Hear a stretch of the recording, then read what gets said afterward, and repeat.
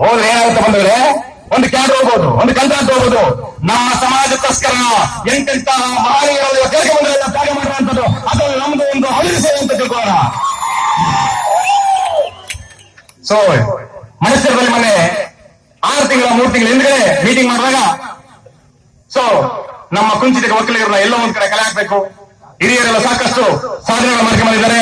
ನಮ್ಮ ರಂಗೇಗೌಡ ಆಗಿರ್ಬೋದು, ಇವತ್ತು ಕಮಾಂಡ್ ಅಂತ ಒಂದು ಸಂಸ್ಥೆ ನಡೆಸ್ಕೊಳ್ತಾ ಸಾಕಷ್ಟು ಆಸ್ತಿಗೆಲ್ಲ ಅನುಕೂಲತೆ ಮಾಡ್ತಾ ಇವತ್ತು ಕೂಡ ಬೆಂಗಳೂರಲ್ಲಿ ಕೆಲವು ನಮ್ಮ ಸ್ನೇಹಿತರು ಹೇಳ್ತಾರಲ್ಲ, ಅವತ್ತು ಅವರು ಮಾಡಿದಂತ ಇದ್ರಿಂದಲೇ ನಾವು ಇವತ್ತು ಬಂದು ಇಲ್ಲಿ ವಿದ್ಯಾವಂತರಾಗಿದ್ದೀವಿ, ದುರ್ಗ ತಿಂದಿದ್ದೀವಿ ಅಂತ ಹೇಳ್ತಾ ಇದ್ದಾರೆ.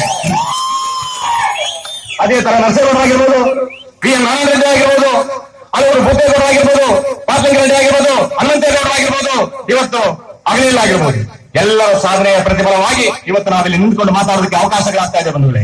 ಎಲ್ಲ ಹೇಳ್ತಾರೆ ಕೊಂಚಿಟ ಒಕ್ಕಲಿಗರು ಕೋಟಿಗಟ್ಟಲೆ ಇದ್ದಾರೆ, ವ್ಯವಸಾಯವಂತರು, ಅಡಿಕೆ ವ್ಯಾಪಾರಸ್ಥರು, ನಮ್ಮಲ್ಲೂ ಕೂಡ ಅವಿದ್ಯಾವಂತರುಗಳಿದ್ದಾರೆ ಬಂಧುಗಳೇ, ದುಡ್ಡಿಲ್ಲದರಿದ್ದಾರೆ. ಇವತ್ತಿನ ವ್ಯವಸ್ಥೆಗೆ ಮಕ್ಕಳನ್ನ ಓದಿಸಕ್ಕಾಗದಂತಹ ಒಂದು ಪರಿಸ್ಥಿತಿಯಲ್ಲಿ ಕೂಡ ನಮ್ಮ ಕುಟುಂಬಗಳಿದ್ದಾರೆ. ಇವತ್ತು ಕುಂಚಿಟ ಒಕ್ಕಲಿಗರ ಕುಟುಂಬಗಳು ಪ್ರತಿ ತಾಯಿಗೂ ಒಂದೇ ಆಸೆ, ನಾನು ಏನ್ ಮಾಡ್ತೀನೋ ಗೊತ್ತಿಲ್ಲ, ನಾನು ದುಡಿತೀನೋ, ಕಷ್ಟ ಪಡ್ತೀನೋ, ಊಟ ಮಾಡ್ತೀನೋ, ತಿಂಡಿ ತಿಂತೀನೋ ಗೊತ್ತಿಲ್ಲ, ನನ್ನ ಮಗನ ಈ ಸಮಾಜದಲ್ಲಿ ಒಂದು ಉನ್ನತವಾದ ವಿದ್ಯಾವಂತನಾಗಿ ಮಾಡಬೇಕು ಅನ್ನೋದೇ ಪ್ರತಿ ಕುಂಚಿಟಿಗ ಒಕ್ಕಲಿಗರ ನಮ್ಮ ತಾಯಿಯರ ಆಸೆ. ಖಂಡಿತವಾಗಲೂ ಆ ಆಸೆಯ ಮೇರೆಗೆ ಸಮಾಜ ಕಟ್ಟಲೇಬೇಕು. ಎಲ್ಲೋ ಒಂದ್ ಕಡೆ 30 ವರ್ಷದಲ್ಲಿ ಎಲ್ಲೋ ಒಂದ್ ಕಡೆ ಸ್ತಬ್ಧವಾಗಿದೆ, ಈ ಸ್ತಬ್ಧವಾಗಬಾರದು. ಅಂದ್ರೆ ಅವ್ರು ಮಾಡಿರೋದು ಸಾಧನೆ ಇದ್ದರೆ ನಾವು ಇವತ್ತು ನಿಂತ್ಕೊಳ್ತಾ ಇದ್ದೀವಿ. ಪ್ರತಿಯೊಂದು ಬೈಕೊಳಕ್ ಸ್ಟಾರ್ಟ್ ಮಾಡ್ತಾರೆ. ನಮ್ಮಲ್ಲಿ ದೊಡ್ಡ ವೀಕ್ನೆಸ್ ಇಷ್ಟೇ,